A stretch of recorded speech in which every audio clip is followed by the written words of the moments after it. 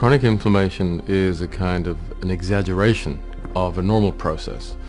You actually need to be able to mount an inflammatory response to certain types of challenges, which could be an infectious agent or a tissue injury.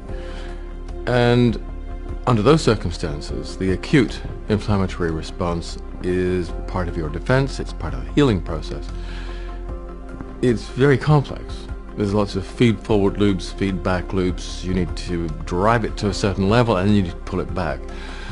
And if those mechanisms become out of balance, which is what happens if you have too many 6s, omega-6s and not enough 3s, the inflammatory response goes on for far longer than it should. Actually, it can go on for years. And when that happens, instead of being healing, it actually becomes destructive.